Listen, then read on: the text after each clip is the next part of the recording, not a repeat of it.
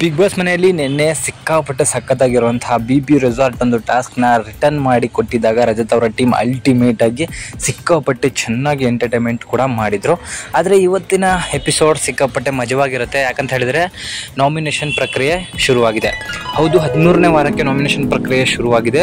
ಎಲ್ಲರೂ ಕೂಡ ಅಂದ್ಕೊಂಡಿದ್ವಿ BB ಕೆಫೆ ಟಾಸ್ಕ್ ಬಂದಾಗ ಗೌತಮಿ, ಮಂಜಣ್ಣ ಹಾಗೂ ಮೋಕ್ಷಿತಾ 3 ಜನ ಕೈಯನ್ನು ಇಟ್ಕೊಂಡಾಗ ಹೇಳ್ಕೊಂಡ್ವಿ, ಇವರಿಬ್ಬರು ಮತ್ತೆ ಒಂದಾದರೂ ಗ್ರೇ ಏರಿಯಾ ಮತ್ತೆ ಶುರುವಾಯಿತು, ಯಾರನ್ನಾದರೂ ಟಾರ್ಗೆಟ್ ಮಾಡಿ ಆಡ್ತಾರೆ ಇನ್ಮೇಲೆ ಅಂತ ಹೇಳಿ. ಬಟ್ BB ರೆಸಾರ್ಟ್ ಟಾಸ್ಕ್ ಮುಗ್ದಾದ ನಂತರ ಗೌತಮಿ, ಮಂಜಣ್ಣ ಹೇಗಿದ್ರು ಹಾಗೆ ಇದ್ದಾರೆ, ಮೋಕ್ಷಿತಾ ಮಾತ್ರ ಚೇಂಜ್ ಆಗಿಬಿಟ್ಟಿದ್ದಾರೆ ಅಂತ ಹೇಳಿದರೆ ಮೋಕ್ಷಿತಾ ಅವಾಗಲೇ ಚೇಂಜ್ ಆಗಿದ್ದರು, ಒಬ್ಬರು ಇಂಡಿವಿಜುವಲ್ ಆಗಿ ಆಡ್ತಾ ಇದ್ರು.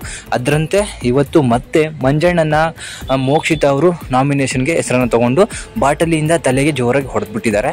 ಹೌದು, ಬಾಟಲಿಯಿಂದ ಬ್ರೇಕ್ ಮಾಡುವಂತಹ ಒಂದು ಸಿಚುವೇಶನ್ ತಗೊಂಡು ಅವರ ಬಗ್ಗೆ ಒಂದು ಹೇಳಿಕೆಯನ್ನು ಕೊಟ್ಬಿಟ್ಟು ನಾಮಿನೇಷನ್ ಮಾಡೋ ಪ್ರಕ್ರಿಯೆ ಇರುತ್ತೆ. ಸೊ ಮೋಕ್ಷಿತಾ ಅವರು ಎಲ್ರಿಗೂ ಗೊತ್ತಿರುವಂತೆ ಮಂಜಣ್ಣನ ಮಾಡ್ತಾರೆ ನಾಮಿನೇಷನ್ಗೆ. ಒಂದು ಅವರು ಏನಂತ ಒಂದು ಉತ್ತರ ಕೊಡ್ತಾರೆ ಅಂತ ಹೇಳಿದರೆ, ಮಂಜಣ್ಣ ನನಗೆ ಎಲ್ಲರೂ ಕಾಣಿಸ್ಕೋತಾ ಇಲ್ಲ ಅಂತ ಹೇಳಿ.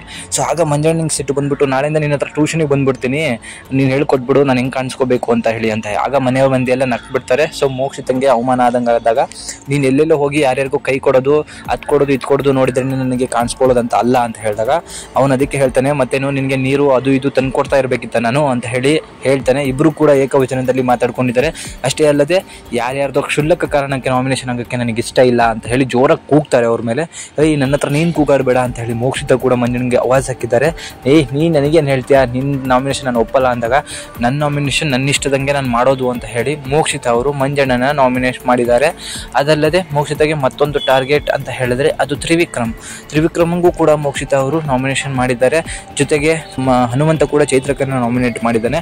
ಸೊ ಬಾಲ್ಟಲ್ಲಿ ಬ್ರೇಕ್ ಮಾಡುವಂತಹ ಸನ್ನಿವೇಶದಲ್ಲಿ ಮೋಕ್ಷಿತಾ ಅವರು ತಲೆಗೆ ನಿಧಾನಕ್ಕೆ ಹೊಡೆದ್ರು ಕೂಡ ಮಂಜಣ್ಣ ಅವರು ತಲೆಗೆ ದೊಡ್ಡದಾಗಿ ವೇಟ್ ಬಿದ್ದಿರೋ ಥರ ಆ್ಯಕ್ಟಿಂಗ್ ಮಾಡ್ತಾರೆ ಅವ್ರಿಗೆ ಉರ್ಸೋಕೆ ಅಂತ. ಆಗ ಮೋಕ್ಷಿತನೂ ಕೂಡ ರಿಟರ್ನ್ ಆಗಿ ಮಂಜಣ್ಣನಿಗೆ ಅಯ್ಯೋ ಪಾಪ ಹೊಡೆತ ಬಿತ್ತಾ ಅಂತ ಹೇಳಿ ಅವ್ರಿಗೂ ಕೂಡ ರಿಟರ್ನ್ ಉರ್ಸುವಂತಹ ಕೆಲಸವನ್ನು ಮಾಡಿದ್ದಾರೆ.